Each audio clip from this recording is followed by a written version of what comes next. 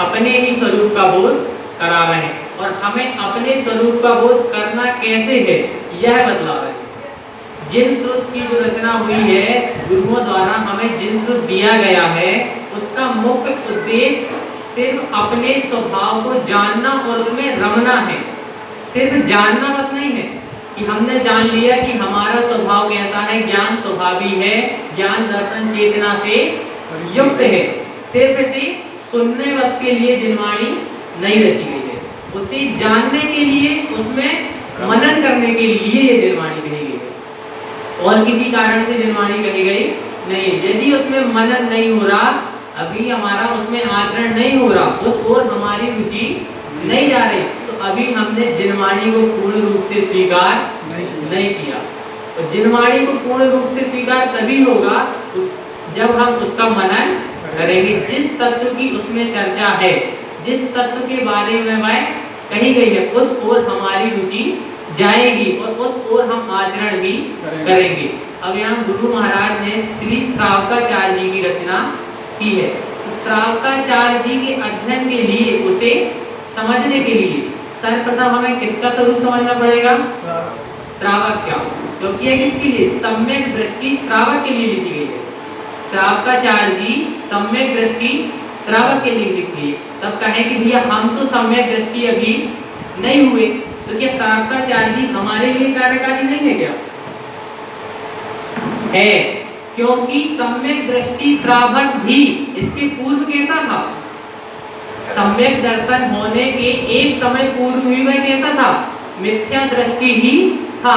जब उसकी अपने सम्यक स्वरूप में दृष्टि गई तब वह सम्यक दृष्टि हुआ। तो अभी हम भी कैसी अवस्था में?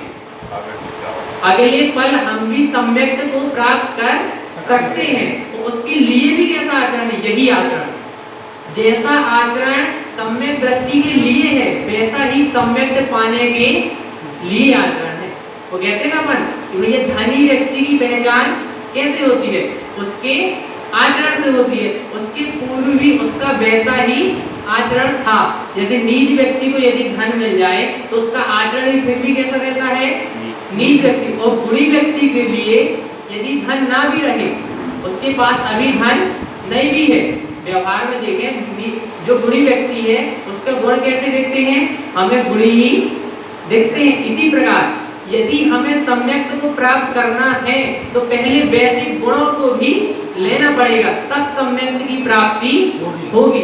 इसीलिए यदि हमें सम्यक को लेना है, सच्चे श्रावक की दृष्टि बनानी है, शुद्ध सम्यक दृष्टि श्रावक होना है, सबसे पहले चतुर्थ गुण स्थान मतलब आवृत्ति सम्यक दृष्टि वह भी होना है, तो सच्चा श्रावक होना पड़ेगा।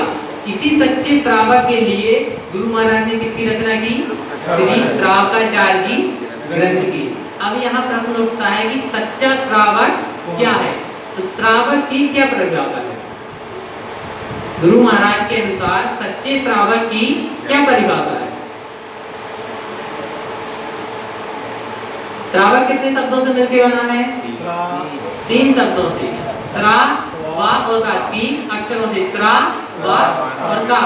श्रा अर्थात श्रद्धावान, वा अर्थात विवेकवान, का अर्थात क्रियावान। श्रद्धावान अर्थात किसके लिए श्रद्धा?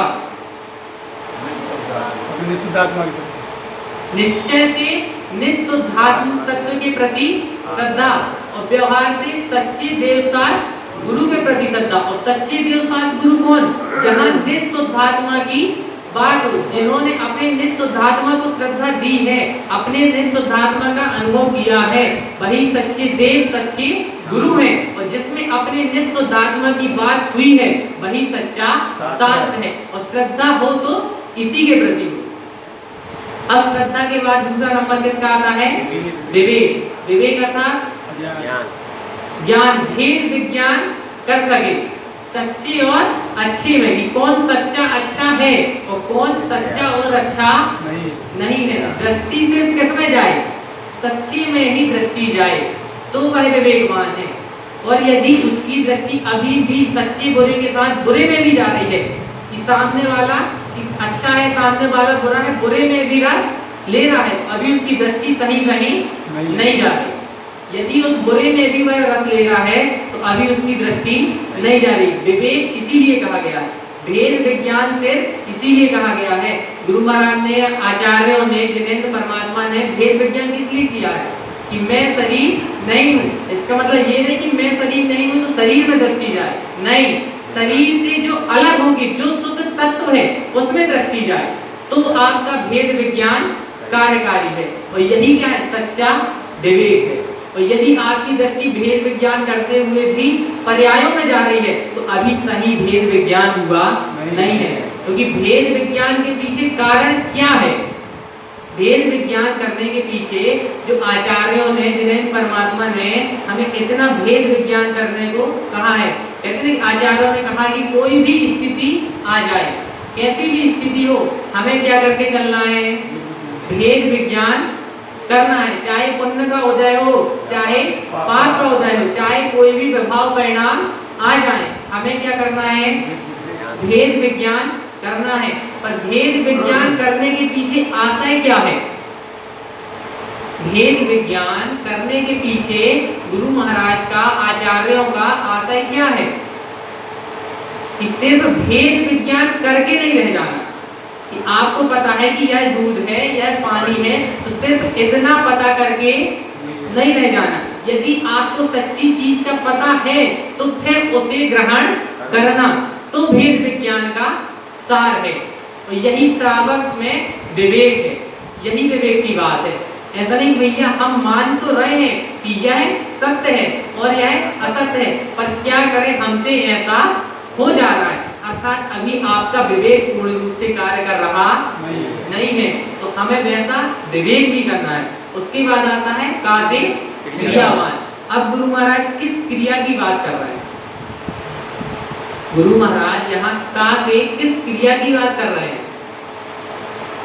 ऐसी क्रिया जो सम्यक सहेतु अर्थात सम्यक की ओर ले जाए, चाहे वह व्यवहार से देखें और चाहे निश्चय से देखें, तो वह क्रियावान है, वह सच्ची क्रिया कर रहा है।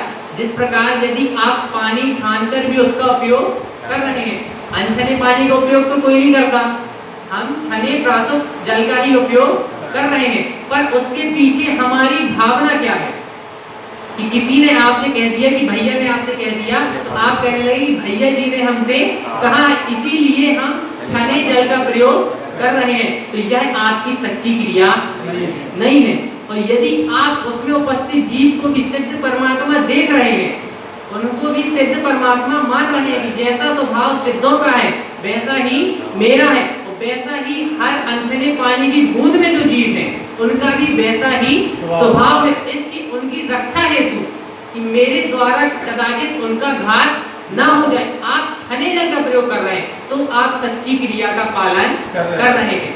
व्यवहार हो चाहे निश्चय हो, यदि आपके सम्यक स्वरूप आपकी आंखों के सामने नहीं झलक रहा, आपके भेद विज्ञान में नहीं आ रहा, तो आपकी श्रावक की क्रियाएं अभी पूरी हो रही नहीं है। ध्यान रखना मन, छोटी छोटी बातों से ही जैन धर्म क्या बंधा हुआ है और इसी कारण टूटा हुआ है। टूटा क्यों?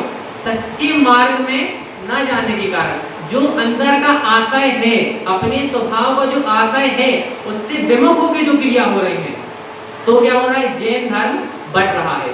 और एक स्वभाव के आशय से क्रिया होंगी तो सारी की सारी एक सी होंगी, सारी की सारी सच्ची होंगी। इसलिए आशय लेके चलना है, तो किसका लेके चलना है, अपने स्वभाव का। कोई भी कर्म हमारे आड़े आ रहा है, पुण्य का उदय आ रहा है चाहे पाप का उदय आ रहा है, उसमें सबसे पहले श्रद्धा किसकी करो, अपने स्वभाव की। फिर विवेक द्वारा उसका क्या करो, भेद विज्ञान करो कि सारी क्रियाएं अलग और मेरा स्वभाव, मेरा चैतन्य स्वभाव अलग, और फिर उस रूप क्रिया करो, तब हम सच्चे श्रावक कहलाएंगे। और सच्चे श्रावक कहलाएंगे तब हमारे लिए जिनवाणी आत्मसात होगी।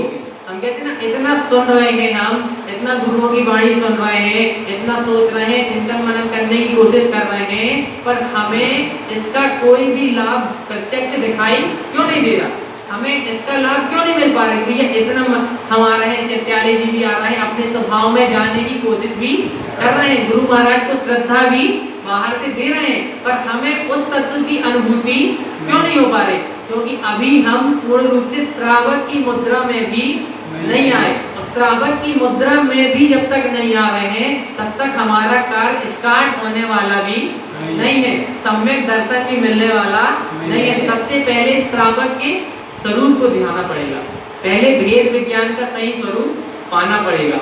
बिना भेद विज्ञान के सम्यक दर्शन की प्राप्ति होने वाली नहीं है। किसी को एक पल में भी सम्यक दर्शन की प्राप्ति हो रही है, अगले क्षण सम्यक दर्शन की प्राप्ति हो गई, तो उसने भी भेद विज्ञान किया तब हुई।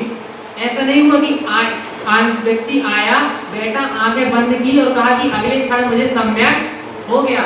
नहीं, भेद विज्ञान किया, अपने तत्व को श्रद्धा दी, उस ओर भेद विज्ञान किया, उस ओर जाने की क्रिया की, तब जाके उसे अपने स्वरूप की अनुभूति हुई। क्रिया से बाहर का नाम नहीं है भगवान। कि आप सोचे कि हम नित्य चैत्यालय जी आ रहे हैं, जाप कर रहे हैं, व्रत नियम कर रहे हैं तो क्रिया कर रहे हैं, नहीं, अपने उपयोग को स्वभाव में लगा रहे हैं तो सच्चा पुरुषार्थ कर रहे हैं, सच्ची क्रिया कर रहे हैं। नहीं तो जितनी क्रिया कर रहे हैं वह सब बाहर की ही क्रिया है। यदि उपयोग स्वभाव की ओर नहीं जा रहा, तो उपयोग स्वभाव की ओर जा रहा है तो सही रूप में क्रिया हो रही है। यदि आपका उपयोग अपने स्वभाव में लग रहा है, अपने स्वभाव में जा रहा है, तो बाहर की क्रियाओं की कोई भी आवश्यकता पड़ने वाली नहीं है। सारा कार्य उपयोग से ही है। इसलिए गुरु महाराज ने क्रिया को सबसे बाद में रखा, सबसे पहले श्रद्धा। सबसे पहले गुरु महाराज ने श्रद्धा दी कि सबसे पहले श्रावक अर्थात श्रद्धा करेगा, तब जिस तत्व की श्रद्धा करेगा उसी अनुसार ही क्रियाएं होंगी। यदि श्रद्धा में एक अपना शुद्ध निश्चैतन्य तत्व है तो क्रियाएं भी उसी के अनुरूप होंगी। और यदि इसके अतिरिक्त आप अन्य जगह भी श्रद्धा दे रहे हो, अर्थात अन्य कार्यों में श्रद्धा दे रहे हो, तो क्रियाएं भी अन्य कार्य जैसी ही होंगी। तो श्रद्धा रखना है तो भगवान किसमें रखना है? अपने निज शुद्धार्थ तत्व में ही श्रद्धा रखना है, तब जाके कार्य बनेगा। तो अब आगे की गाथाएं देखते हैं। गाथा नंबर 65। सम्यक् गुरु उत्पादन्ते सम्यक् तं शाश्वतं ध्रुवं लोकालोकं च चत्वार्थं लोकितं लोके लोकितम्। अब गुरु महाराज क्या कह रहे हैं? यहाँ किसकी गाथाएं चल रही है? सच्चे गुरु की गाथा चल रही है। तो सच्चे गुरु की गाथाएं समझने से पहले हमें सर्वप्रथम अब किसका स्वरूप समझना पड़ेगा? पहले श्रावकाचार्य की समझने के लिए हमने किसका स्वरूप समझा? सच्चे श्रावक का, श्रावक का नहीं, सच्चे श्रावक का, जिसकी दृष्टि स्वभाव में जा रही है वो सच्चा श्रावक है। अब हमें सच्चे गुरु की समझना है, सच्चे गुरु की परिभाषा समझना है। तो सर्वप्रथम हमें किसकी परिभाषा समझनी पड़ेगी गुरु के स्वरूप के लिए? गुरु की। गुरु कहते कैसे हैं? व्यवहार में हो चाहे निश्चय में, गुरु कहते कैसे हैं? किसे कहते हैं गुरु?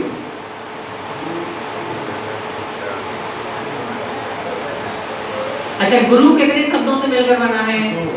दो शब्दों से। कौन कौन से? गा और रा।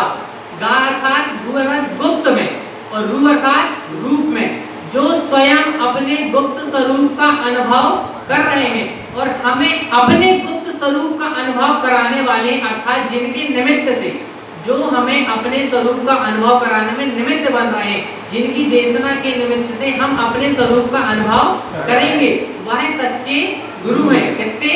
व्यवहार से। अरहंत परमात्मा को हम अपना सच्चा गुरु मान रहे हैं, सिद्ध परमात्मा को अपना सच्चा गुरु मान रहे हैं, सच्चे भावलिंगी वीतरागी निर्गंध साधु परमात्मा को हम क्या मान रहे हैं? अपना सच्चा गुरु मान रहे हैं, व्यवहार से। और निश्चय से कैसे? अपनी शुद्धात्मा को, पर कौन? जो हमें अपने शुद्धात्मा अर्थात गुप्त स्वरूप का क्या अनुभव कराने में सहायता करे, जिनके निमित्त से हो। पर ध्यान रखना, जिन्होंने स्वयं अनुभव करा हो वो सच्चे गुरु हैं। यहाँ से यदि अभी हम आपको जन देशना समझा रहे हैं, जन देशना बतला रहे हैं, पर अभी क्या हम सच्चे गुरु हैं? नहीं है। गुरु के नाम मात्र नहीं। क्यों नहीं है? भले हम सच्चे गुरु की देशना बतला रहे हैं। देशना किसकी है? जिनेन्द्र परमात्मा की है कि नहीं? जैन परमात्मा की है ना। यदि कोई मिथ्या दृष्टि भी आपको जिनेंद्र परमात्मा का स्वरूप बोल रहा है, या हम यहाँ से जिनेंद्र परमात्मा का स्वरूप बोल रहे हैं, तो भी वह सच्चा गुरु नहीं है। कि कोई कदाचित आके यहाँ 5 मिनट खड़ा हो जाए और आपको कहने लगे कि आत्मा ऐसी है, शुद्ध है, निर्मल है, ज्ञान स्वरूप ही है, पर वह भी अभी सच्चा गुरु नहीं है। सच्चा गुरु कब होगा? जब वह प्रथम अनुभव से अपने गुप्त स्वरूप को जानेगा और फिर हमें बतलाएगा, तब वह सच्चा गुरु कहलाएगा। और यदि अभी उसने स्वयं अपने स्वरूप को नहीं जाना, तो वह सच्चा गुरु नहीं है। जिसने स्वयं अपने स्वरूप को नहीं जाना, वह हमें अपने स्वरूप को बतला सकता नहीं है। और इसी कारण अपने स्वरूप को पहचानने के कारण, उसका मार्ग जानने के लिए हमें गुरु की आवश्यकता होती है, अपने स्वरूप का मार्ग जानने के लिए। जैसे व्यवहार में हम कहें कि हमें दूध से क्या निकालना है? घी निकालना है। पक्की बात, दूध से घी निकालना है। तो सबसे प्रथम हमें क्या करना पड़ेगा? दूध से घी निकालने के लिए सर्वप्रथम हमें क्या करना पड़ेगा?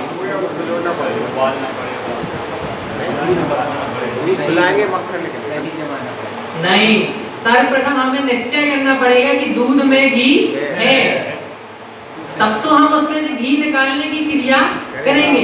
यदि हम आपको जल का पात्र दे दें, एक पात्र में जल भर के दे दें और आपसे कहें कि भैया आप इसमें से घी निकाल के हमें दे दो, तो क्या आप उसमें से घी निकालोगे?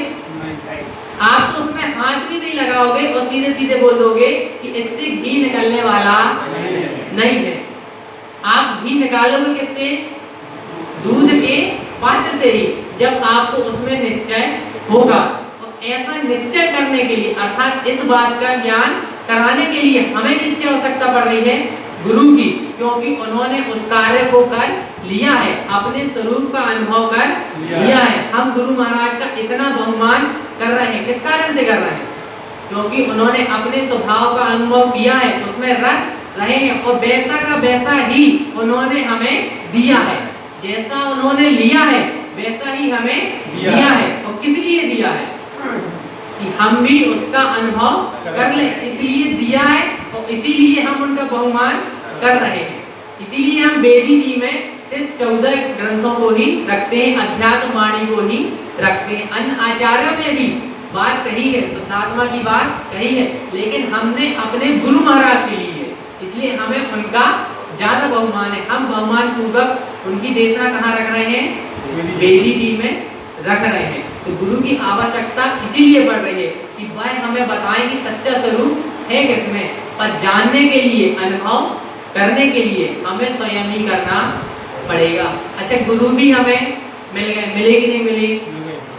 मिल गए, फिर भी हमारा कार्य नहीं हो पा रहा। जैसे हमने आपसे कहा कि आप हमें घी निकाल के बता दो, आपने किसी से पूछ तो लिया, आपको पता तो चल गया कि दूध से घी निकलेगा। अब आपको ये नहीं पता कि दूध से घी कैसे निकलेगा, तो अब आप क्या करोगे? क्या एक छोटे से बच्चे से पूछने जाओगे कि दूध से घी कैसे निकलेगा? पूछोगे? किससे पूछोगे? आप उससे पूछोगे जिसने इसके पूर्व घी निकाला है, उससे आप पूछोगे कि इससे घी कैसे निकाला। अर्थात सच्चे गुरु की आवश्यकता होगी। ऐसे ही अपने निष्ठुद्धात्म तत्व को प्राप्त करने के लिए हमें किसकी आवश्यकता पड़ रही थी? सच्चे गुरु की। तो व्यवहार में सच्चे गुरु हमने कैसे माना? निर्ग्रंथ वीतरागी साधु को, सद्गुरुदेव आचार्य तारण करण को हमने सच्चा गुरु माना। अब हमारे पास सच्चा गुरु भी है और हमें ये भी पता है कि कार्य कहाँ से होना है, कार्य कैसे होना है। अच्छा, ये नहीं पता कि अपन को कि कार्य कैसे होना है? पता है ना कार्य कैसे होना। अब गुरु महाराज ने 14 ग्रंथ की थाली दे दी हमें, उसमें तो एक एक गाथाओं में उन्होंने बता दिया कि कार्य कैसे होना है। पूरी अपनी जितना उनका साधना थी सारी उन्होंने हमें दे दी। उन्होंने साधना भी दे दी, कैसे करना है ये भी बता दिया, कहाँ से करना है ये भी बता दिया। फिर भी इसके बाद भी हमें अपने सिद्ध की प्राप्ति क्यों नहीं हो रही? क्यों नहीं हो रही? क्योंकि अभी भी हमारा लक्ष्य अपने सिद्ध पर नहीं आया। इसीलिए नहीं हो रही। यदि आप दूध को घी बनाने के लिए उसे मथ भी रहे हो तो आपके अंदर में एक श्रद्धा ये है कि मुझे घी चाहिए है, इसीलिए आप उसे तब तक मथते हो जब तक आपको घी नहीं मिल रहा। और यदि आपकी श्रद्धा उस ओर नहीं है तो आप 2 बार ऐसे हाथ घुमा के या 2 बार ऐसे मखानी घुमा के उसे छोड़ दोगे, तो क्या आपको घी मिलने वाला है? नहीं। आपको घी कब मिलेगा? क्रिया करेंगे। जब तक घी नहीं मिल जाता तब तक आप उस अनुरूप क्रिया करेंगे। तब हम जब अपने स्वभाव को पाने की क्रिया करते हैं तब हम क्या करते हैं कि 2 मिनट हम ध्यान में बैठते हैं और कहने लगते हैं कि अब तो हमारा मन नहीं लग रहा, अब तो हमारा मन नहीं लग रहा, और हम उस क्रिया से विमुख हो जाते हैं, क्योंकि अभी हमने पूर्ण रूप से श्रद्धा अपने स्वभाव को दी नहीं है, अपने स्वभाव को पूर्ण रूप से श्रद्धा दी नहीं है, अपने पूर्ण रूप से निश्चय हुआ नहीं है, इसीलिए हम बार बार भटक रहे हैं। और पूर्ण रूप से श्रद्धा हो जाए, निश्चय हो जाए तो हमारा काम भी जल्दी बन जाए। और शिवभूति मुनिराज थे, उन्होंने श्रद्धा अपने स्वभाव को दी, उनके पास तो इतना भी नहीं था, सोचो इतना ज्ञानावर्णी कर्म का उदय था कि उन्हें एक लाइन याद नहीं हो रही। हम तो अभी उनसे लाख गुने अच्छे हैं कि नहीं है कि हमें तो भैया याद हो रहा है, हमारे पास 14 ग्रंथ की खाती रखी हुई है। गुरु महाराज जो देशना कर गए हैं, जिनेंद्र प्रभु की जो देशना है, भाई हम आत्मसात कर सक रहे हैं, याद कर सक रहे हैं। वो तो एक लाइन भी याद नहीं कर पा रहे थे, पर एक बार बैठे हुए अपने स्वरूप के लिए और उन्हें केवल ज्ञान की प्राप्ति हो गई। कैसे हो गई? क्योंकि उन्होंने क्रिया के रूप में अपने निष्ठ तत्व को साधे रखा, उस रूप उपयोग लगाया, और हम अपने निष्ठ तत्व को भूल जा रहे हैं और उपयोग बाहर चला जा रहा है, इस कारण प्राप्ति नहीं हो पा रही। तो अभी ऐसे ही सच्चे गुरु की प्राप्ति के लिए, अच्छा सच्चे गुरु की परीक्षा के लिए कि कौन सच्चा गुरु है, सच्चे गुरु का स्वरूप क्या है, किसकी देशना सुन के, किसके उपदेश के द्वारा, किसका उपदेश हम ग्रहण करें, इसके हम सलाह लें कि अपने स्वरूप में कैसे जाएं। इसके लिए गुरु महाराज गुरु का स्वरूप बतला रहे हैं। और क्या बतला रहे हैं? सम्यक गुरु उत्पादन्ते, अर्थात गुरु किसका उपदेश देता है? सम्यक्त का ही उपदेश देता है। जिन्होंने सम्यक्त को उत्पन्न किया है वही सम्यक्त का उपदेश दे सकते हैं, और जिसने सम्यक्त को उत्पन्न नहीं किया वह अभी सच्चे सम्यक्त का उपदेश नहीं दे सकते। जिस कुएं में साफ जल होगा उसी की बाल्टी में साफ जल भरकर आएगा, और जिस कुएं में साफ जल नहीं होगा वह कितना भी गहरा रहे उसमें साफ जल भर के आने वाला नहीं है। इसलिए गुरु महाराज कह रहे हैं सम्यक गुरु उत्पादन से, गुरु हमेशा सर्वप्रथम सम्यक का ही उपदेश देता है। गुरु महाराज ने भी अपनी गाथाओं में यही कहा, प्रथमम उपदेश सम्यक। अच्छा, गुरु महाराज ने ऐसा क्यों कहा कि प्रथमम उपदेश सम्यक्तम? गुरु महाराज और कुछ भी उपदेश दे सकते थे कि नहीं दे? भैया ये वाली क्रिया कर लो, या फिर डेली मंत्र विधि करते चलो, या डेली गुरुओं के पास जाते जाओ, या डेली एक जाप सुबह एक जाप शाम कर लो। गुरु महाराज ने ऐसा क्यों नहीं कहा? यहाँ तक भी नहीं कहा कि जिनेंद्र के सम्मुख जाओ। सबसे प्रथम उपदेश किसका दिया? सम्यक तो कर दिया कि प्रथम उपदेश सम्यक्तम, प्रथम उपदेश सम्यक्तम, अर्थात पहला उपदेश सम्यक्त का ही है। सच्चे वीतरागी निर्गंत गुरु पहला उपदेश सम्यक्त को ही देते हैं कि सम्यक्त को उत्पन्न करो। क्यों कह रहे हैं गुरु महाराज सम्यक्त उत्पन्न करने के लिए ही सर्वप्रथम क्यों कह रहे हैं? क्योंकि यदि इस मनुष्य भाव में हमने जैन कुल पाकर के भी, मनुष्य भाव पाकर के भी यदि सम्यक्त को उत्पन्न नहीं किया तो भगवान कुछ भी नहीं किया। सम्यक्त के बिना सारी क्रियाएं कैसी जा रही हैं? निरर्थक ही जा रही हैं, संसार परिभ्रमण का कारण ही जा रहे हैं यदि सम्यक्त को उत्पन्न नहीं किया। मोक्ष मार्ग का प्रारंभ भी किससे हो रहा है? सम्यक्त से ही हो रहा है। इसलिए गुरु महाराज कह रहे हैं सम्यक गुरु उत्पादन से, सच्चे गुरु सम्यक्त का ही सर्वप्रथम क्या देते हैं? उपदेश देते हैं। जिनेंद्र परमात्मा सच्चे गुरु, उनकी वाणी में जितना कुछ भी आया है सब किसके इर्द गिर्द है? अपने सम्यक स्वभाव के, अपने शुद्ध स्वभाव के ही इर्द गिर्द है, अर्थात अपने स्वभाव को मूल मानकर ही सब कुछ बताया है, उसके अलावा और कुछ नहीं बताया। और क्यों ऐसा किया?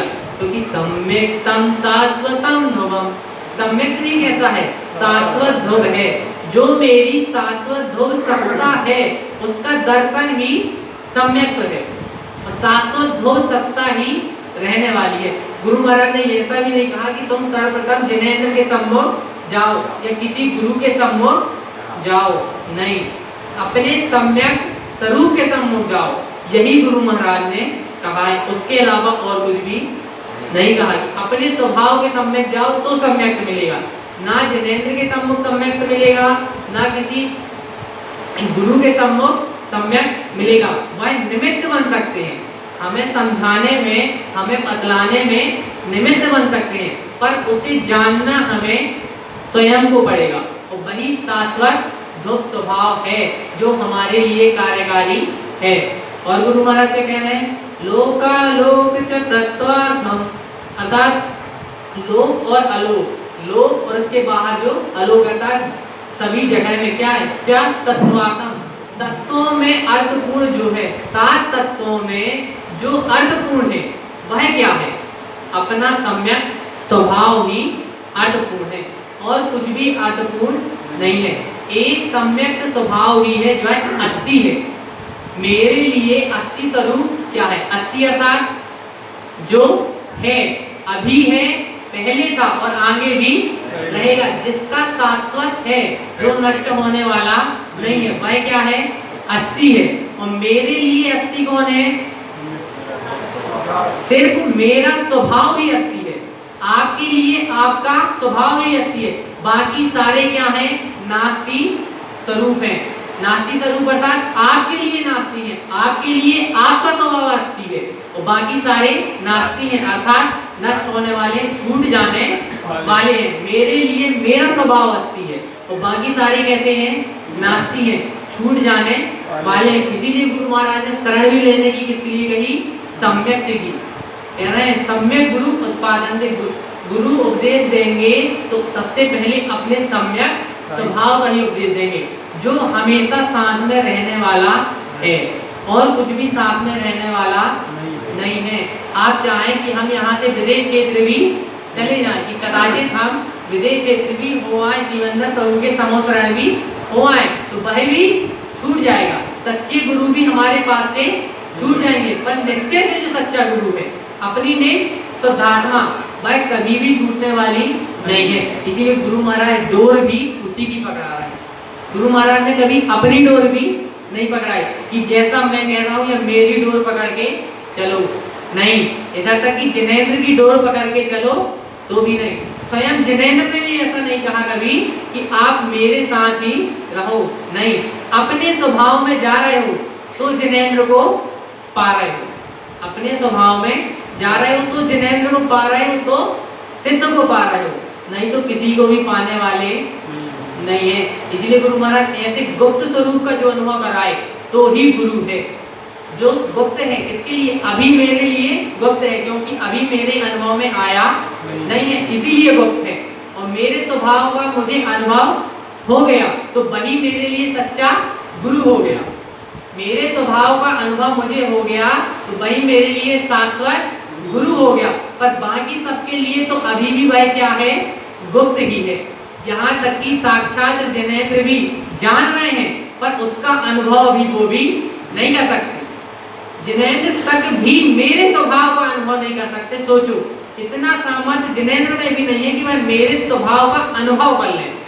वह अपने स्वभाव का अनुभव कर सकते हैं, पर मेरे स्वभाव का अनुभव मुझे स्वयं ही करना पड़ेगा। और जो ऐसे गुप्त स्वरूप का अनुभव करने में सहायता करें, जो ऐसे गुप्त स्वरूप का अनुभव करने में सहायता करें, निमित्त बने, ऐसे गुप्त स्वरूप के करने में हमारे पुरुषार्थ को क्या करें? बल प्रदान करें, वही सच्चे गुरु है, वही शुद्ध सम्यक स्वभाव है, वही शुद्ध सम्यक स्वभाव है, जिसके आश्रय से ही हमें अपने स्वभाव की अनुभूति होगी। अच्छा, कोई कहे कि भैया अपने स्वभाव की अनुभूति करना है और आप कह रहे हो कि स्वभाव से ही होगी, कि स्वभाव की अनुभूति स्वभाव से ही होगी, कैसे होगी? अनुभूति करने के लिए सबसे मुख्य बिंदु क्या है? किसकी सहायता से अनुभूति होगी? ज्ञान की सहायता से। और ज्ञान किसका स्वभाव है? अपने स्वभाव का ही स्वभाव है, और किसी का तो गुण है नहीं कि ज्ञान किसी और का गुण है, नहीं है ना। अपने स्वभाव से ही अपने स्वभाव का अनुभव करना है, अपने गुण से ही अपने गुणी का अनुभव करना है। जो इतने गुण को धारण किए हुए उसका अनुभव भी उस गुणी की ही सहायता से करना है। और करना क्या है? वह अपना स्वयं का अनुभव कर रहा है, पर हमारी दृष्टि उस ओर नहीं जा रही। वह तो निरंतर जानन जानन जानन कर रहा है, क्योंकि उसका कार्य क्या है? ज्ञान और दर्शन। तो वह ज्ञान और दर्शन अपना कार्य तो स्वतः ही कर रहा है। वह पर पदार्थों को नहीं जान रहा कि वह पर पदार्थों में कर रहा हूँ, वह हम अपनी दृष्टि वहां कर रहे हैं। वह तो अपने में ही जानन जानन लगा हुआ है, अपने स्वभाव में ही जानन जानन कर रहा है, पर हम उस ओर दृष्टि नहीं कर पा रहे हैं। इसीलिए हमें गुरु की आवश्यकता पड़ रही है कि गुरु हमें उस स्वभाव की ओर बतला रहे हैं कि हमारा स्वभाव ऐसा है, और इस क्रिया द्वारा हम अपने स्वभाव को प्राप्त कर लेंगे और हमारी स्वभाव में दृष्टि जा रही है। तो वही सच्चा देव, सच्चा गुरु, सच्चा धर्म, और उसी में जो उपयोग लग रहा है सारी क्रियाएं हैं, वही रत्नात्रय स्वरूप है। उसके अलावा बाहर की कोई भी क्रियाएं नहीं है। अपने स्वभाव में डूबते जा रहे हो तो बाहर में कोई भी क्रिया करने की आवश्यकता नहीं है। पर कब? जब अपने स्वभाव में हो। इसका मतलब ये नहीं कि हम स्वच्छंदी हो जाएं। भैया आपको बाहर की कोई क्रिया नहीं करनी, बिल्कुल मत करो, किंचित मात्र भी मत करो। पर कब मत करो? जब आपका उपयोग पूर्ण रूप से आपके स्वभाव में है, तब मत करो। अपने स्वभाव से अपने उपयोग को निकालने की कोशिश तो करना ही नहीं है। अपने स्वभाव में अपने उपयोग को ही ले जाना है, पर जब उपयोग बाहर आ रहा है तब यह बाहर की क्रियाएं, तब भेद विज्ञान का काम है। जब तक अपने स्वभाव में डूब नहीं जा रहे पूर्ण रूप से, तब तक भेद विज्ञान चल रहा है। यहाँ तक कि यदि हम स्वभाव की पर्यायों में भी जा रहे हैं तो वहां भी भेद विज्ञान चल रहा है, क्योंकि पर्याय भी कैसी है?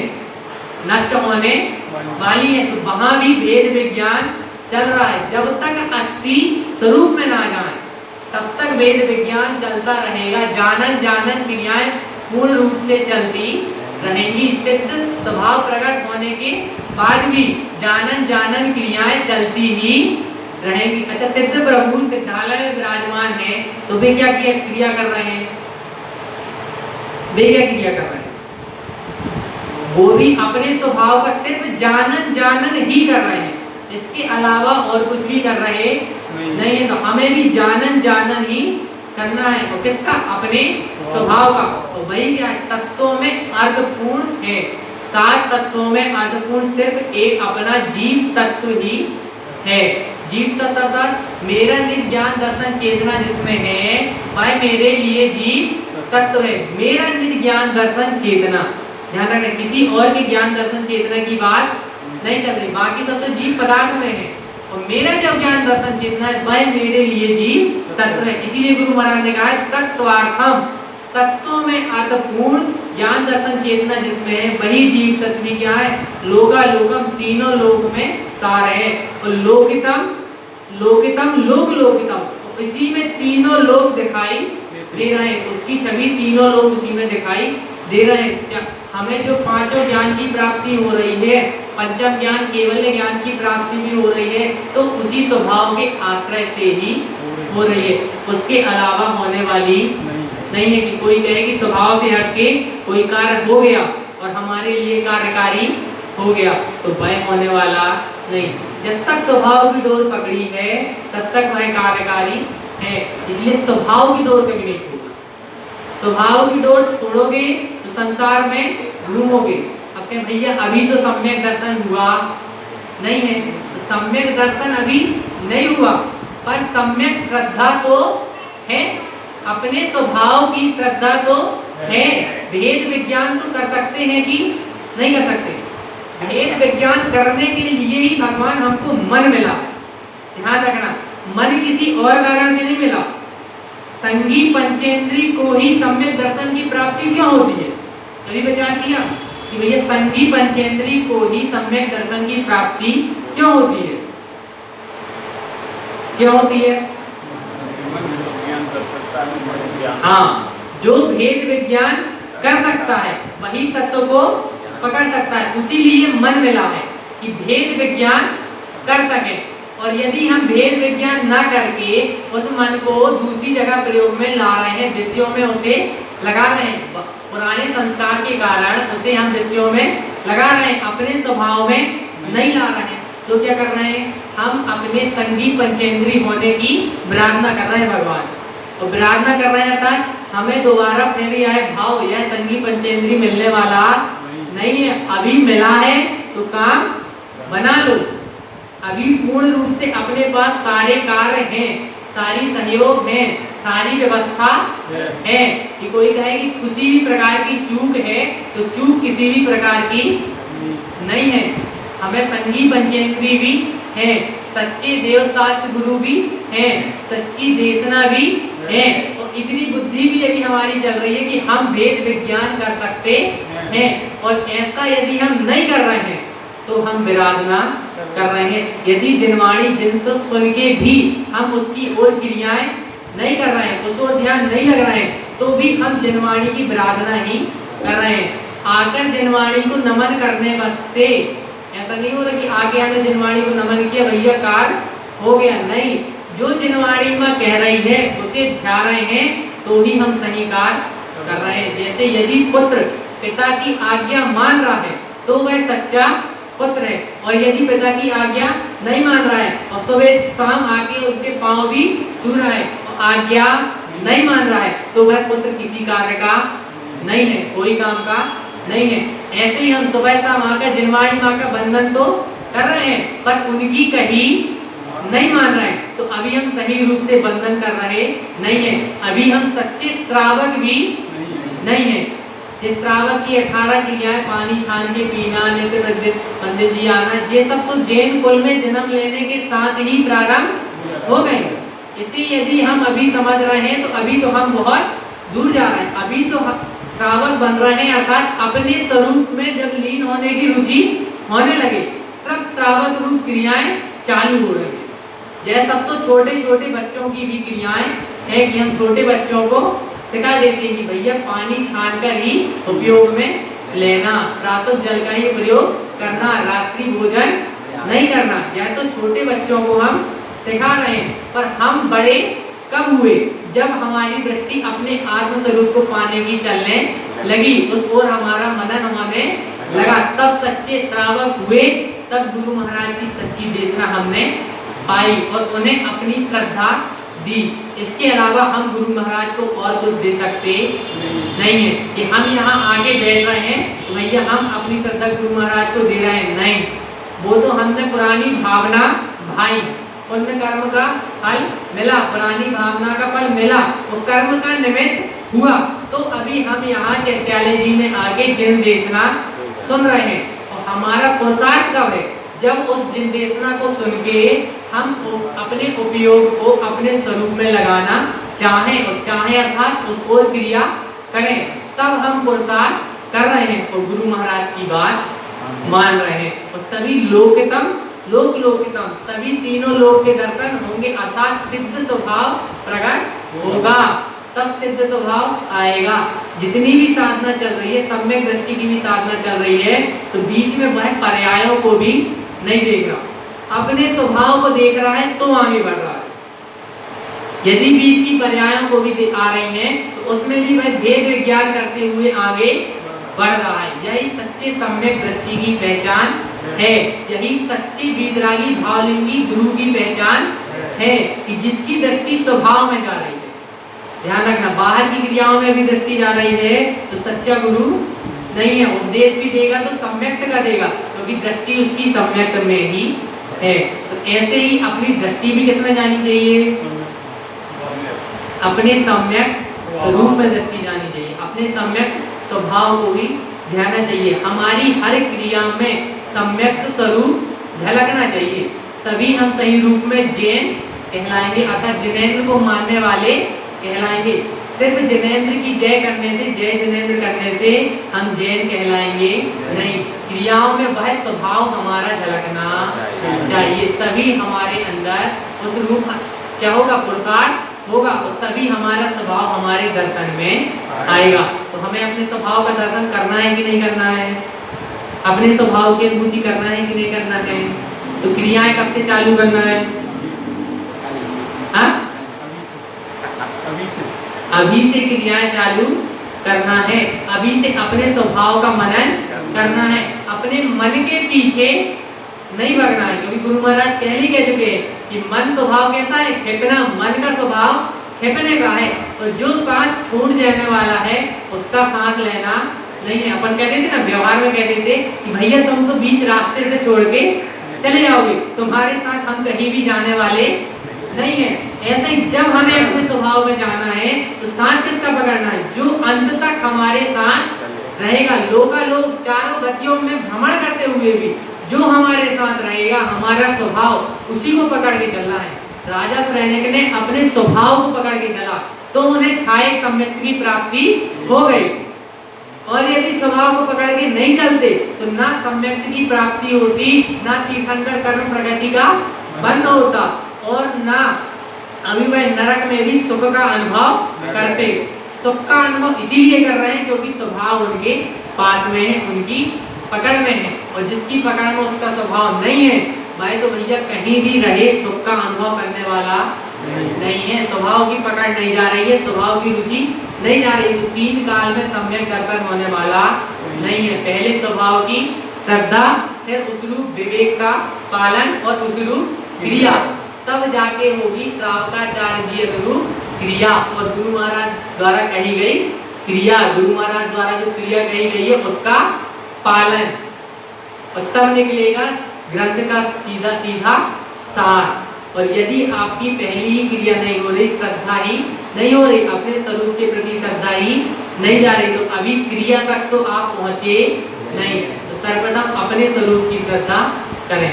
इसी प्रकार जैसा जिनेंद्र ने कहा है, जैसा गुरु महाराज ने बतलाया, वैसे ही शुद्ध शुद्ध अति शुद्ध अपने ममलम ममल स्वभाव के प्रति क्या जाए, श्रद्धा जाए, उसी में ही मनन करें। अपने निःशुद्ध चैतन्य तत्व की अनुभूति हो, अपने निःशुद्ध चैतन्य तत्व में रमण करें।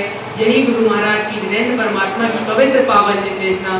बोलिए आचार्य भगवान श्रीमद चिंतामणि मंडलाचार्य जी महाराज की, शुद्धात्म देव की, जिनवाणी मातेश्वरी की, ममलय ममल स्वभाव की,